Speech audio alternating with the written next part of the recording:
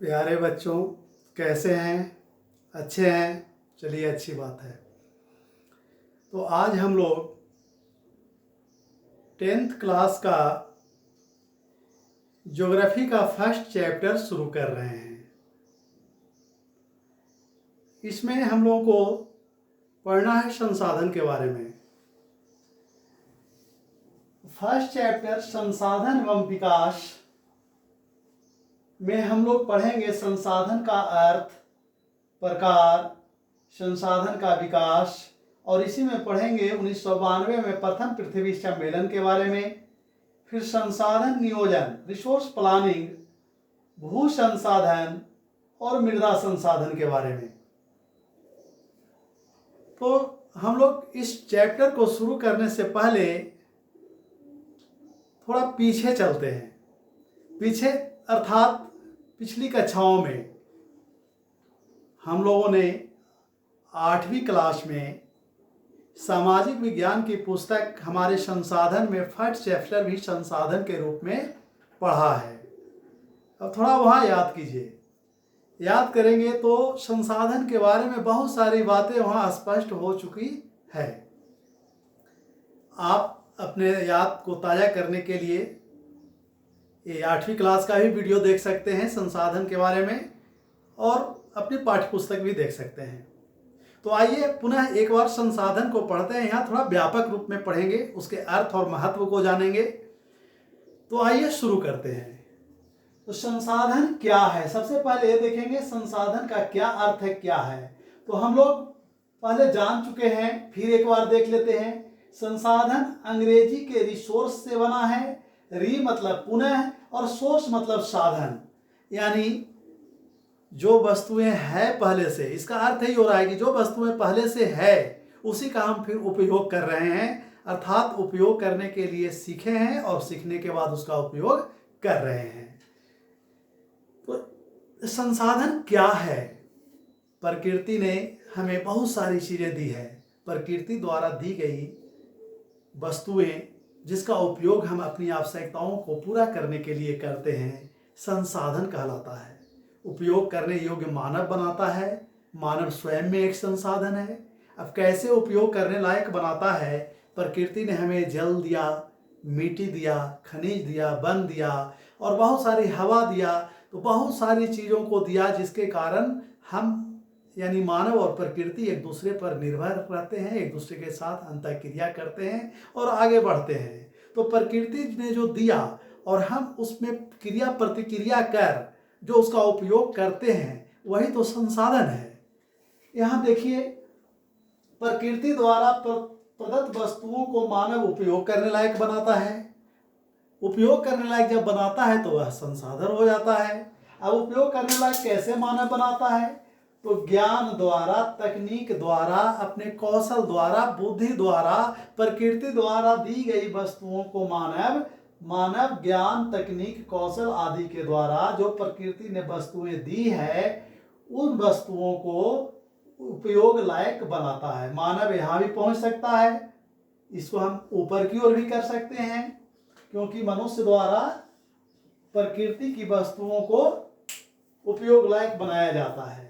अब जब ज्ञान और तकनीक के द्वारा वह उपयोग लायक वस्तुओं को बनाता है, तो वो स्वयं बना सकता है अकेले, एक संस्था के रूप में, एक समुदाय के रूप में। तो मनुष्य ज्ञान, तकनीक, कौशल के माध्यम से, संस्था और समूह के माध्यम से प्रकृति द्वारा दी गई वस्तुओं को अपने उपयोग लायक बनाता है, अर्थात उसके रूप में परिवर्तन ला देता है, उसके रूप को बदल देता है। और जब उसके रूप को बदल देता है तो वह उसका उपयोग करता है। तो इस तरह से प्रकृति द्वारा दी गई वस्तुओं को मानव अपने कौशल, ज्ञान, तकनीक से उपयोग करने लायक बनाता है। तो हम देख रहे हैं कि एक प्राकृतिक वस्तुएं हैं और दूसरा मानव उसका रूप बदल रहा है। इस तरह से संसाधन भी एक प्रकार के नहीं, अर्थात कई प्रकार के हो जाते हैं। तो इस तरह से संसाधनों के बारे में जानने के बाद उसके वर्गीकरण को देखते हैं। तो संसाधन दो प्रकार के, प्राकृतिक और मानवीय हैं। प्राकृतिक यानी नेचुरल रिसोर्स और मानवीय मैन मेड जो मानव ने बनाया है। प्राकृतिक में नवीकरणीय रिन्यूएबल रिसोर्स और अनवीकरणीय नॉन रिन्यूएबल रिसोर्स है। नवीकरणीय रिसोर्स यानी नवीकरणीय जिसका उपयोग हम दोबारा कर सकते हैं, पुनः कर सकते हैं, फिर से कर सकते हैं, वैसे संसाधन नवीकरणीय कहलाते हैं। जैसे वन का उपयोग हम दोबारा कर सकते हैं, एक बार लकड़ी को काटकर उपयोग करेंगे, फिर वृक्ष लगा देंगे, पौधा लगा देंगे, जंगल उगा देंगे और उस तरह से दोबारा उसका उपयोग करेंगे, 3 बार कर सकते हैं। उसी तरह से अगर जिसका उपयोग हम बार बार नहीं कर पाते हैं, एक बार केवल करते हैं कुछ अपवादों को छोड़कर, तो वो अनवीकरणीय नॉन रिन्यूएबल कहलाता है। अब नवीकरणीय संसाधन भी 2 तरह के होते हैं। एक सतत है, कंटिन्यूअस है, जैसे जल, वायु, इसे प्रवाह भी कहते हैं, सभी जगहों पर है, लगातार मिलता है, एक बार प्रयोग करेंगे, दोबारा प्रयोग करेंगे, निरंतर प्रयोग करेंगे, इसलिए उसे सतत या प्रवाह भी कहते हैं। और दूसरा वर्ग है जैव। हम लोगों ने जैव और अजैव की चर्चा पहले क्लास में कर चुके हैं। जैव में प्राकृतिक, वनस्पति और वन्य जीव 2 प्रकार के नवीकरणीय संसाधन हैं। जैसे प्राकृतिक वनस्पति, अभी लकड़ी का उदाहरण हम लोग देखें, वो नवीकरणीय संसाधन है। वन्य जीव, वन में जीवों का पालन करेंगे, उसका बहुत तरह का उपयोग किया जाता है, फिर पालते हैं, तो इस तरह से रिन्यूएबल नवीकरणीय संसाधन है। अनवीकरणीय संसाधन में पुनः चक्रीय। वैसे तो अनवीकरणीय का मतलब है कि एक बार उपयोग करने के बाद दोबारा उपयोग नहीं कर सकते हैं, लेकिन कुछ धातुएं ऐसी होती है जिसका एक बार उपयोग कर लेते हैं और उसके उप उत्पाद को या फिर से दोबारा उसका पुनः उपयोग कर सकते हैं। जैसे मान लिया जाए कि आयरन ओर का एक बार उपयोग करेंगे लोहा में, कोयला का एक बार उपयोग करेंगे, लेकिन कुछ नष्ट हो जाएगा और कुछ ऐसे होते हैं जिसके उत्पाद को बाद में पुनः चक्रण करके, रिसाइकलिंग करके उपयोग कर लेते हैं। कुछ वैसे अपवाद होते हैं। वैसे वास्तव में अनवीकरणीय वह होता है जिसका उपयोग हम एक बार करते हैं, लेकिन कुछ का उपयोग पुनः कर सकते हैं, जैसे कुछ धातुओं का करते हैं, इसलिए अभी 2 प्रकार का हो गया, पुनः चक्रीय जैसे धातु और अचक्रीय जिसका दोबारा उपयोग कर ही नहीं सकते, जैसे जीवाश्म ईंधन, कोयला, पेट्रोलियम, प्राकृतिक गैस एक बार उपयोग करते हैं और खत्म हो जाता है। उसी तरह से मानवीय संसाधन। मानवीय संसाधन तो मानव ही प्रकृति द्वारा दी गई वस्तुओं को रूप बदलकर उपयोग लायक बनाता है। लेकिन वो बनाता कैसे है? तो वह विभिन्न संस्थाओं के माध्यम से, संस्थाओं, यहाँ शोध संस्थान हो सकता है, उद्योग हो सकता है, किसी भी तरह का हो सकता है जिसका निर्माण मानव किया है और जहाँ प्रकृति द्वारा दी गई वस्तुओं का रूप हम बदलते हैं। वह समाज भी हो सकता है, समुदाय भी हो सकता है। उसी तरह से मानवीय संसाधन मात्रा और गुणवत्ता, यानी 2 प्रकार का, संस्था के रूप में और मात्रा एवं गुणवत्ता के रूप में। अब यहाँ मात्रा और गुणवत्ता को थोड़ा समझना होगा। मात्रा का मतलब हुआ जनसंख्या। जनसंख्या यानी मानव की संख्या, मानव संसाधन, और जितनी अधिक जनसंख्या होगी, संख्या होगी, वो पूरा का पूरा एक संसाधन बन सकता है। और मात्रा के साथ साथ क्या उसमें होनी चाहिए? गुणवत्ता, क्वालिटी, यानी कुशलता, कौशल, ज्ञान। जितना ज्यादा अर्जित करेगा उतना ही वह श्रेष्ठ संसाधन के रूप में बदलता चला जाएगा। संसाधनों का सामान्य वर्गीकरण प्राकृतिक और मानवीय वर्गीकरण के अतिरिक्त एक और वर्गीकरण हम लोग करते हैं, वह उत्पत्ति के आधार पर, समाप्यता के आधार पर, स्वामित्व के आधार पर, विकास के आधार पर करते हैं। तो अगर हम इस आधार पर देखते हैं कि उत्पत्ति के आधार पर संसाधन जैव और अजैव जो संसाधन बने प्रकृति में, वो 2 प्रकार के पाए जाते हैं, जैव और अजैव रूप में, जैव बायोटिक और अजैव एबायोटिक।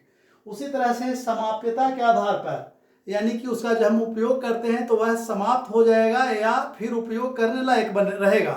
तो पहले हम लोग नवीकरणीय या अनवीकरणीय की परिभाषा देखें, उसके आधार पर यह स्पष्ट पता चलता है कि समाप्यता के आधार पर 2 प्रकार के हो सकते हैं, नवीकरणीय और अनवीकरणीय।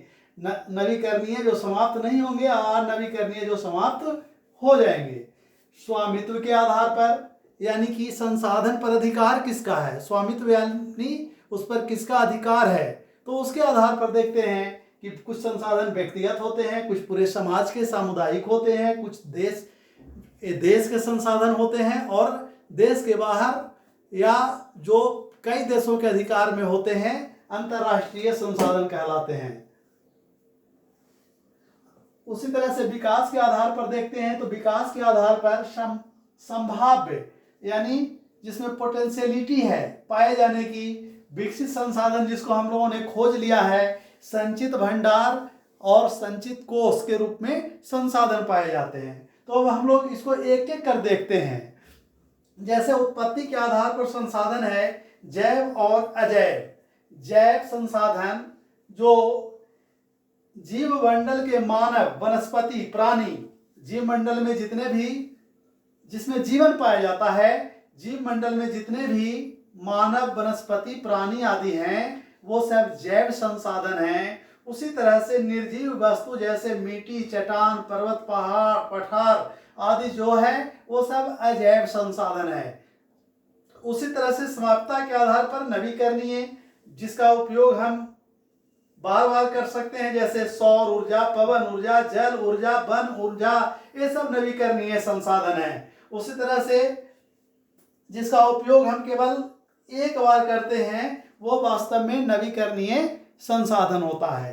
अब जिसका उपयोग एक बार करते हैं वो अनवीकरणीय संसाधन होता है। अब हम यहाँ देखते हैं कि नवीकरणीय संसाधन जो है वो कैसे बनेगा। तो सौर ऊर्जा, सूर्य से तो प्रकाश मिल रहा है, लेकिन उस यांत्रिकी द्वारा, मशीन द्वारा, तकनीक द्वारा, ज्ञान द्वारा, कौशल के द्वारा हम उसे ऊर्जा में बदल देते हैं और उसका बार बार उपयोग करते हैं। उसी तरह से देखते हैं अनवीकरणीय संसाधन। तो अनवीकरणीय संसाधन वास्तव में उपयोग एक बार होता है, लेकिन इसके निर्माण में लंबा समय लगता है। जैसे खनिज, कोयला, तो इसके निर्माण में लंबा समय लगता है और वह पृथ्वी के गर्भ में, धरातल में विकसित होता है। कुछ अनवीकरणीय संसाधन भी, जैसा कि पहले देख चुके हैं, धातुएं चक्रीय भी होती है। अब स्वामित्व के आधार पर देखते हैं तो कुछ संसाधन ऐसे होते हैं जो व्यक्तिगत अधिकार में होते हैं। व्यक्तिगत अधिकार का मतलब हुआ जिस पर व्यक्ति का निजी अधिकार। जैसे किसान के पास भूमि है, किसान के पास भूमि है तो सरकार ने एक नियम के तहत भूमि पर अधिकार दे दिया है, उसके बदले में वह लगान देता है, लेकिन वह व्यक्तिगत अधिकार में रहता है। तो ऐसे संसाधन को व्यक्तिगत संसाधन कहते हैं। उसी तरह से मान लिया जाए कि गांव में या कहीं भी पशुचारण की भूमि है या तालाब है जो पूरे गांव के नियंत्रण में है, तो ऐसे संसाधन को सामुदायिक संसाधन कहेंगे।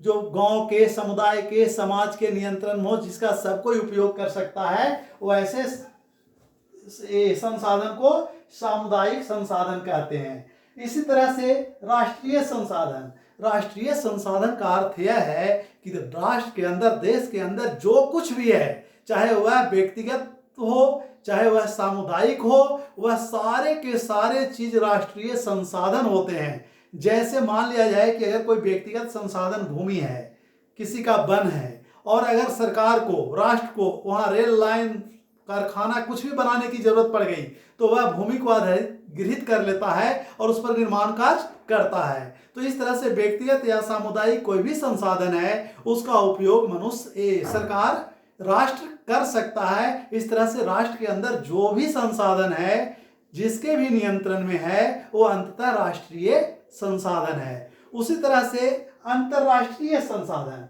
तो अंतर्राष्ट्रीय संसाधन का अर्थ यह है कि देश के बाहर, राष्ट्र के बाहर, देश के बाहर या राष्ट्र के बाहर जो भी संसाधन है जिस पर एक या एक से अधिक देशों का, इसके लिए अंतर्राष्ट्रीय संस्थाएं बनाई गई है। एक या एक से अधिक देशों का नियंत्रण है, लेकिन उसकी देख रेख अंतर्राष्ट्रीय संस्थाओं के द्वारा किया जाता है। यानी वो एक तरह से विश्व की साझी संपत्ति समझी जाती है। जैसे मान लिया जाए कि हम समुद्र का उदाहरण देते हैं। जैसे भारत या कोई भी देश, भारत का मानचित्र आप लोग देखे होंगे। भारत का समुद्र में 12 समुद्री मील नॉटिकल माइल तक अधिकार है। 12 समुद्री मील तक अधिकार समुद्र पर भारत का है। वहां से वह किसी भी तरह के समुद्र से मछली पकड़ सकता है, अन्य तरह के संसाधनों का, समुद्री संसाधनों का उपयोग कर सकता है। वह राष्ट्रीय संसाधन हुआ। लेकिन 12 नॉटिकल माइल के बाद फिर एक ईईजेड एक्सक्लूसिव इकोनॉमिक जोन, अनन्य आर्थिक क्षेत्र है, जिस क्षेत्र के अंदर यानी प्रत्येक देश के समुद्री सीमा निर्धारित किया गया है अंतर्राष्ट्रीय संधि समझौता द्वारा। तो अनन्य आर्थिक क्षेत्र जो 320 किलोमीटर तक है, वहां तक के समुद्री संसाधनों का उपयोग वह देश कर सकता है, जैसे भारत भी करता है। भारत मैंगनीज समुद्र के अंदर से निकालता है और कई संसाधनों को निकालता है। तो इस तरह से निर्धारित कर दिया गया है। लेकिन उसके बाद का समुद्र अंतर्राष्ट्रीय संसाधन है। तो अंतर्राष्ट्रीय संसाधन का अर्थ यह हुआ कि जो कई देशों के नियंत्रण में हो, अंतर्राष्ट्रीय संस्थाओं के नियंत्रण में हो, और जैसे समुद्र की चर्चा किए, जो किसी देश के अधिकार के बाहर वाला समुद्री भाग हो, तो वैसे संसाधन अंतर्राष्ट्रीय संसाधन कहलाता है। उसी तरह से विकास के आधार पर देखते हैं तो विकास के आधार पर संसाधन संभाव्य, विकसित संसाधन, संचित भंडार आदि के रूप में होता है। अब संभाव्य क्या है? तो संभाव्य संसाधन वैसा संसाधन है जिसके मिलने की संभावना है, अभी तक उसकी खोज पूरी नहीं हो पाई है, केवल अभी संभावना व्यक्त किए हैं, उसका उपयोग अभी तक नहीं कर पाए हैं। तो वैसे संसाधन को संभाव्य संसाधन, पोटेंशियल संसाधन कहते हैं। उसी तरह से विकसित संसाधन वह संसाधन होता है जिसको हम खोज चुके हैं, जिसका भंडार का ज्ञान प्राप्त कर चुके हैं, पता कर चुके हैं कि कितनी मात्रा में कौन सा रिसोर्स है। जैसे झारखंड में कोयला, तांबा, लौह अयस्क, जिसके भंडार का अनुमान हम लगा चुके हैं। तो वह क्या है?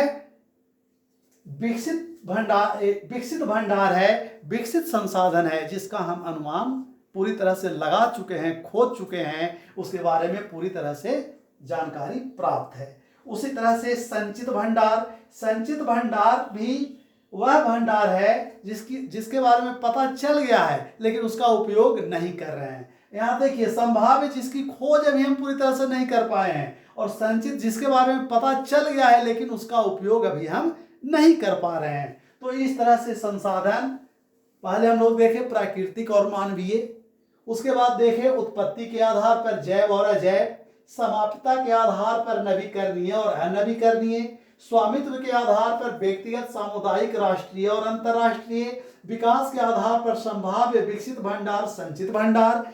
अब इसके बाद हम लोग अगले वीडियो में संसाधन से संबंधित अन्य चीजों की जानकारी प्राप्त करेंगे।